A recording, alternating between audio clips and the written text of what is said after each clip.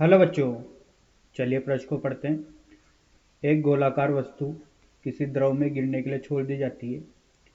नीचे दिए गए ग्राफों में से कौन सा वस्तु के वेग समय के साथ परिवर्तित को सबसे सही ढंग से निरूपित करेगा। 4 विकल्प दिए गए हैं बच्चों, बताना कौन सा विकल्प सही है। तो आइए बच्चों प्रश्न के लिए सर्वप्रथम मुख्य अवधारणा की चर्चा करते हैं। तो देखिए बच्चों, कोई भी वस्तु है बच्चों, साधारणतः बच्चों गोलाकार वस्तु ही लेते हैं और इस वस्तु को बच्चों किसी द्रव में डुबो दिया जाता है। ठीक है, तो देखिए बच्चों, ये जब द्रव में डूबेगी तो इस पर एक बल कार्यरत होगा। जो इसका भार होगा वो ऊर्ध्वाधर नीचे की ओर होगा, क्योंकि इस पर गुरुत्वीय त्वरण नीचे की ओर लग रहा होगा। अब बच्चों जैसे जैसे ये द्रव में नीचे आएगी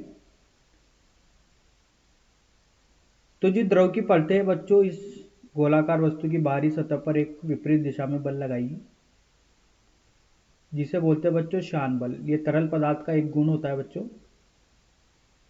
जो कि सापेक्षिक गति का विरोध करता है बच्चों, और ये गति के विपरीत दिशा में लगता है। अब बच्चों ये द्रव में प्रयोग किया जा रहा है, तो द्रव में भी बच्चों एक नियत बल लगता है, उत्प्लावन बल। उत्प्लावन बल भी बच्चों जो होता है वो एक विरोधी बल होता है द्रव की वजह से किसी भी वस्तु पर, और वो भी विपरीत दिशा में लगता है। तो देखिए बच्चों, जो उत्प्लावन बल होता है इसका तो मान नियत होता है, लेकिन शान बल का मान नियत नहीं होता, ये समय के साथ परिवर्तित होता है। अब देखिए बच्चों, प्रारंभ में इसके भार की वजह से नीचे आती है, क्योंकि प्रारंभ में बच्चों ये बल लगना चालू नहीं होते। ये बल समय के साथ लगते हैं। जैसे जैसे बच्चों ये वेग को बदलती है तो वेग बदलने के साथ साथ बच्चों ये बल भी क्या होते हैं, इस पे लगना चालू होते हैं। तो बच्चों एक समय ऐसा आता है बच्चों जहां पर उत्प्लावन बल और घर्षण बल दोनों का योग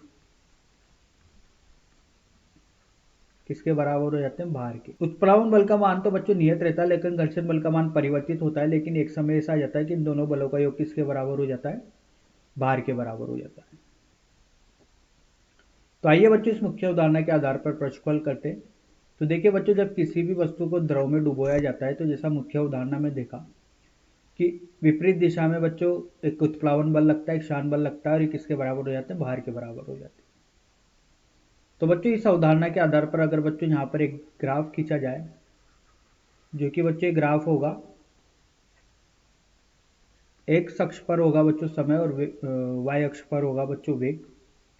तो प्रारंभिक स्थिति में बच्चों यहाँ पर क्या होता है, इसके भार की वजह से इसका वेग बढ़ता है समय के साथ, और एक समय ऐसा आता है बच्चों जब इसका सीमांत वेग हो जाता है, जिसे बीटी बोलते हैं बच्चों। और इसके बाद ये वेग क्या हो जाता है बच्चों, ये वेग नियत हो जाता है, क्योंकि दोनों भार क्या हो गए, बराबर हो गए। इस पर लगने वाला कुल बल किसके बराबर हो गया, शून्य के बराबर हो गया। तो इसका जो त्वरण हो गया वो किसके बराबर हो गया, शून्य के। तो इसका जो वेग हो गया ये क्या हो गया, नियत हो गया। लेकिन बच्चों प्रारंभिक स्थिति में नहीं होता है, किसी टी समय बाद होता है। प्रारंभ में बच्चों इसका वेग का मान क्या होता है, बढ़ता जाता है। यहाँ पर वेग बढ़ रहा है और यहाँ पर वेग क्या है, नियत हो गया। जिस समय वेग नियत हो गया बच्चों उसको बोलते हैं टर्मिनल वेलोसिटी या सीमांत वेग। तो बच्चों यही प्रश्न में पूछा गया था कि वेग समय के साथ सही ढंग से परिवर्तित हो रहा है जब किसी वस्तु को द्रव में छोड़ दिया जाता है। तो बच्चों यहाँ से डी ग्राफ नहीं होगा, सी ग्राफ भी नहीं होगा बच्चों, ये बी ग्राफ होगा, ए भी नहीं होगा बच्चों, क्योंकि ए में प्रारंभ से लेकर अंतिम तक बच्चों वेग नियत है। तो आशा करता हूँ बच्चों यहाँ पर जो सही विकल्प दिख रहा है वो बी दिख रहा है। आशा करता हूँ आपको यह समझ में आया होगा। धन्यवाद।